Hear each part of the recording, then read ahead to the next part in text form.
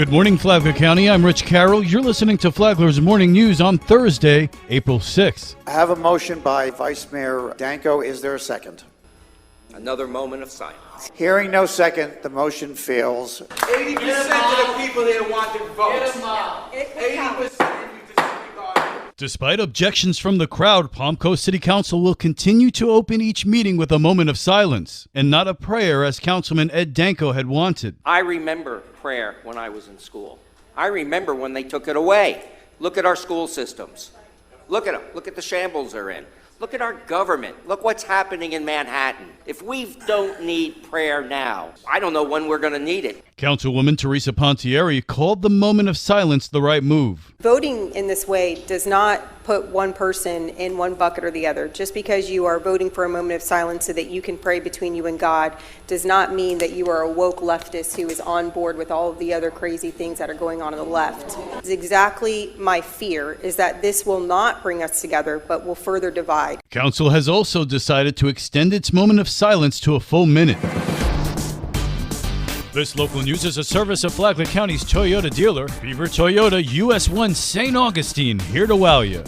After 3 years of disputes, Flagler Beach resident Cynthia D'Angelini has signed 2 easements allowing the U.S. Army Corps of Engineers to reconstruct 2.6 miles of dunes south of the pier in Flagler Beach. This will enable a 5-year beach renourishment project to go forward and protect State Road A1A, as well as protect properties behind the road in an area the government has deemed critically eroded. D'Angelini owned 2 dune remnants on A1A's ocean side and was delaying signing easements. However, County Attorney Al Hadid found a missing disclosure, leading to Flagler Beach attorney Scott Spradley winning a settlement. The signatures came 2 weeks before trial, pending acceptance by the bankruptcy judge and county record.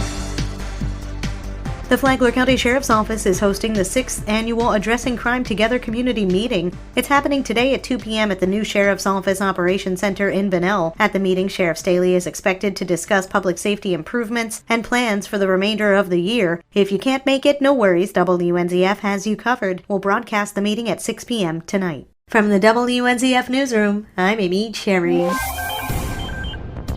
The Flagler Sheriff's Police Athletic League gets a donation from a recent Palm Coast fundraiser. Sheriff Rick Stilley describes how the fundraiser that was sponsored by Hammock Dunes Club came to be. Police Athletic League Director Deputy Artie Erlinson had a goal and a vision of building a Flagler Sheriff's PAL Athletic League facility to support our children and keep them on a straight and narrow path. I want to commend Hammock Dunes Cares.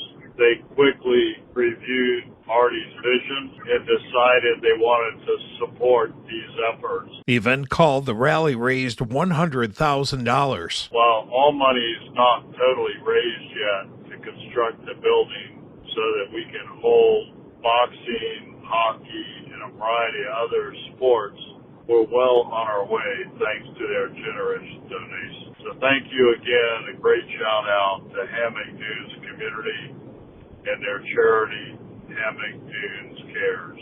You really do care for the community. For Flagler's Morning News, I'm Rich Petchke.